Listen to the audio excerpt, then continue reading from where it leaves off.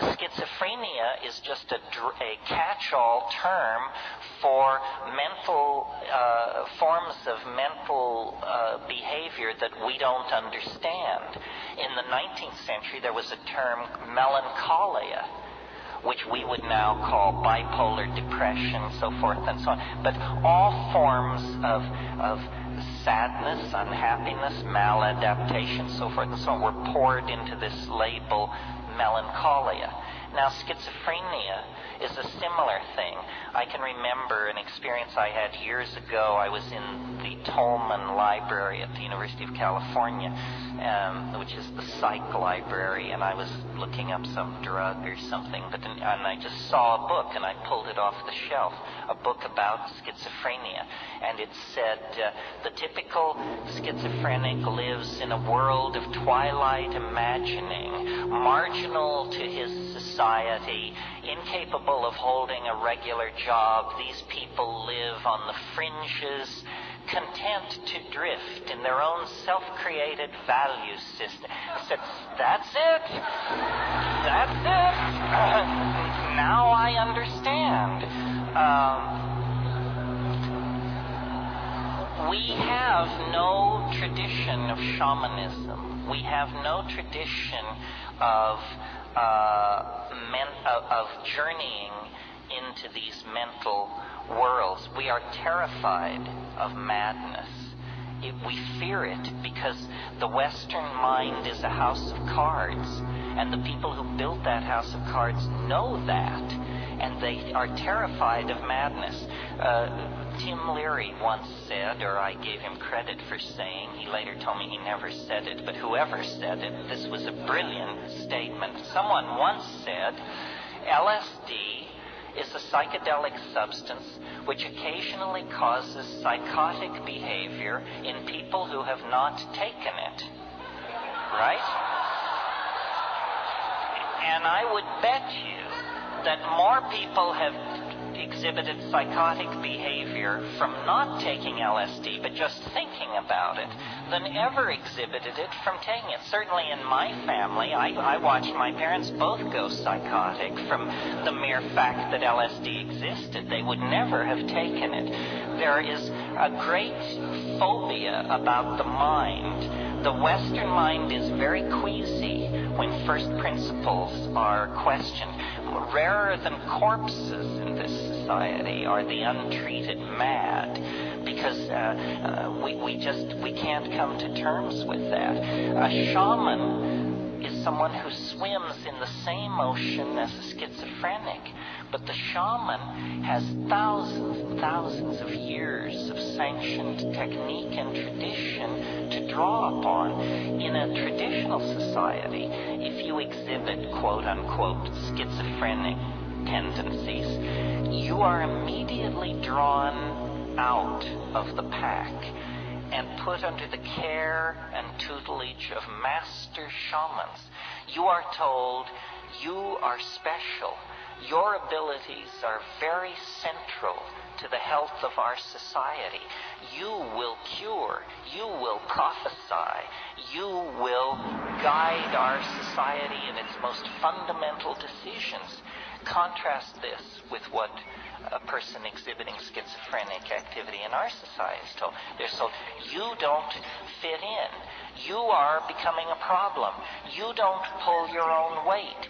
You are not of equal worth to the rest of us. You are sick.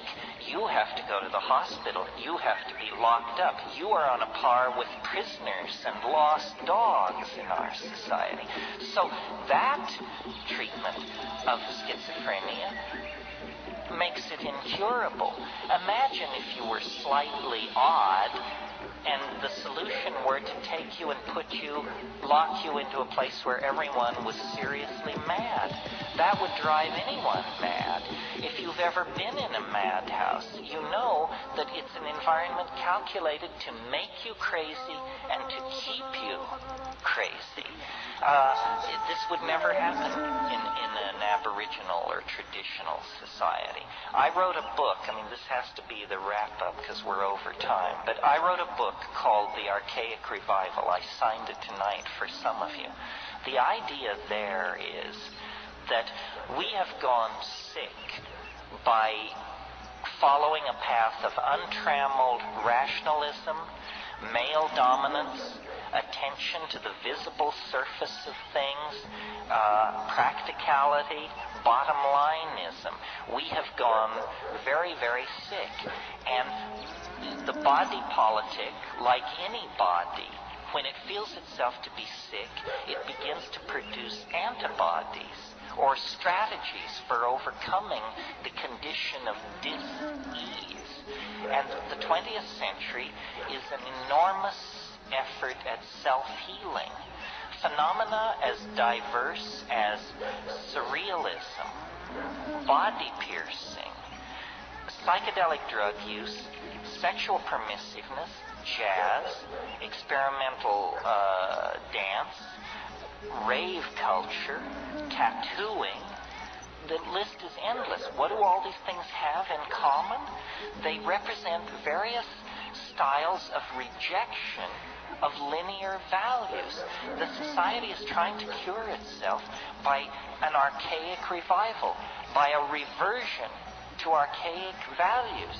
So when I see people manifesting sexual ambiguity, or scarifying themselves, or showing a lot of flesh, or dancing to syncopated music, or getting loaded, or violating ordinary canons of sexual behavior, I applaud all of this because it's an impulse to return to what is felt by the body, what is authentic, what is archaic.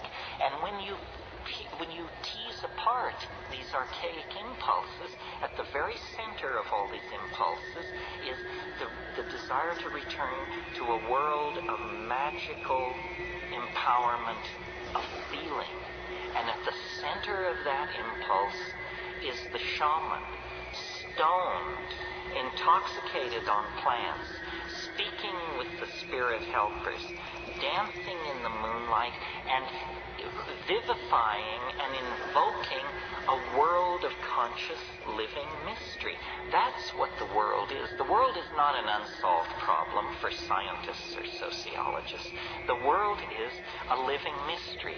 Our birth, our death, our being in the moment, these are mysteries. They are doorways opening on to unimaginable vistas of self-exploration, empowerment, and hope for the human enterprise. And our culture has killed that, taken it away from us, made us consumers of shoddy products and shoddier ideals. We have to get away from that. And the way to get away from it is by a return to the authentic experience of the body. And that means sexually empowering ourselves, and it means getting loaded, exploring the mind as a tool for personal and social transformation. The hour is late. The clock is ticking.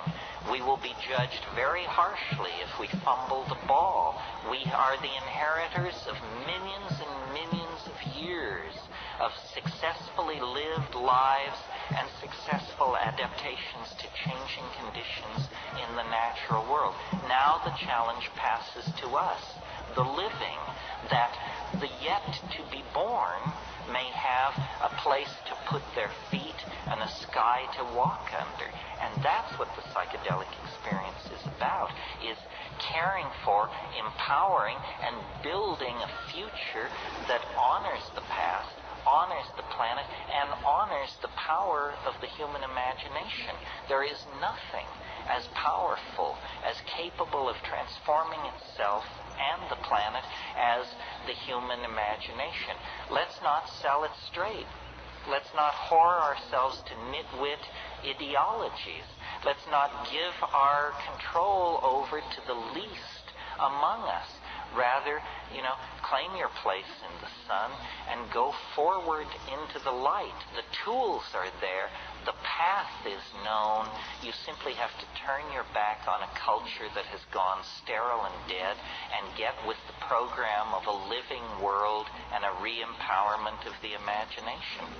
Thank you very, very much.